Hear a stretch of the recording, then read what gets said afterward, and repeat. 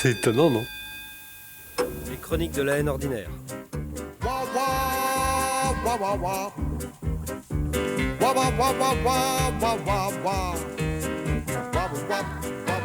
Chaque fois qu'il m'est donné de croiser le regard éperdu d'amour d'un chien sans inquiétude, chaque fois que mon gros chat noir prétentieux vient se coller à ma cuisse en me ronronnant ses désirs de caresses érotiques, chaque fois que le vieux percheron de labour en retraite, qui finit sa vie paisible dans un champ près du mien, s'en vient dodeliner de la croupe à ma rencontre pour une poignée d'herbes sèches que j'arrache au fossé, chaque fois je repense aux cris profonds gorgés d'humanisme que la délicieuse petite Stéphanie de Monaco ne put retenir un jour devant les caméras de TF1 alors qu'on évoquait devant elle la sanglante boucherie des corridas espagnoles.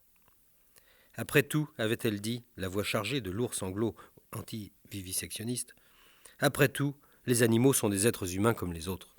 Il me semble vous avoir déjà restitué au moins une fois dans ces chroniques cet inoubliable message d'amour de la princesse des 1001 projets à bétonner la côte. Mais enfin, comme disait Soubirous en remontant sur Bernadette, quand on tient un bon coup, il n'y a pas, faut qu'on y retourne. Toutes ces digressions bestiales me viennent à l'esprit en parcourant une dépêche de l'agence France-Presse qui met le doigt sur cet émouvant problème du formidable amour entre les bêtes et l'homme qu'on ne retrouve pas seulement entre le groupe Indochine et leur impresario. La petite Silvia Corelli, 7 ans, vivait heureuse dans sa villa romaine, entourée de ses parents, qui faisaient semblant de s'aimer, et de Bello, le chien de berger, et Coco, le perroquet.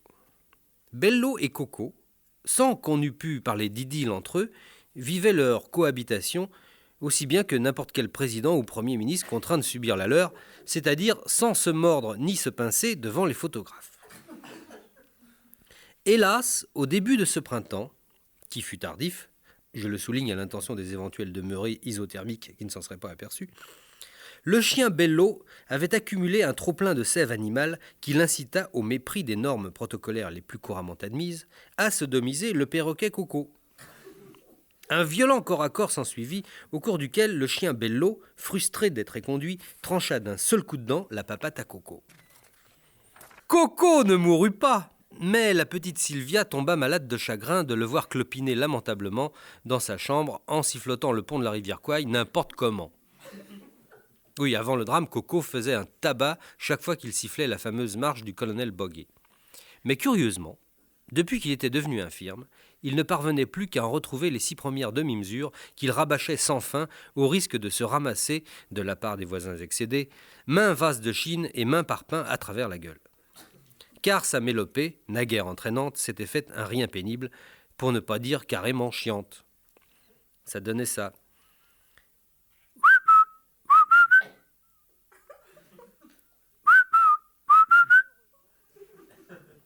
Heureusement, la bonne fée des petites filles à perroquet veillait sous la forme d'un vétérinaire prothésiste, le docteur Paolo Jurgenson. « Ne pleure plus, petite Sylvia, dit-il à l'enfant. Je vais rendre sa joie de vivre à ton cher Coco. » Le docteur Paolo Jurgenson est très connu à Rome pour son génie inventif. On lui doit, entre autres réfections, la rezébrure au feutre indélébile d'un marcassin grand brûlé et la fabrication d'une queue articulée en polyuréthane pour un rentemplant handicapé caudal à la suite d'une sieste sous le rapide Paris-Rome. N'écoutant que son courage qui ne lui disait rien et la promesse d'un chèque qui lui en disait plus, le docteur Paolo Jurgenson se mit à œuvrer d'arrache-pied, si j'ose dire, pour fabriquer une papate artificielle au cher boiteux Coco, lequel l'a essayé avec succès pas plus tard qu'hier. Il peut de nouveau se tenir sur son perchoir, s'accrocher au rideau et siffler son tube jusqu'au bout. Folle de joie, la petite Sylvia a retrouvé sa joie de vivre et recommence à fumer ses chers Marlboro. Si l'on devait tirer une morale de cette charmante anecdote, je dirais qu'à ma connaissance, c'est la première fois qu'un Italien s'appelle Jurgenson.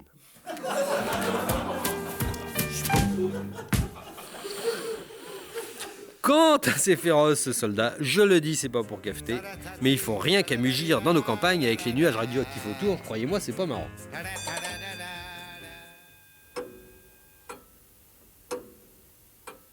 C'est étonnant, non?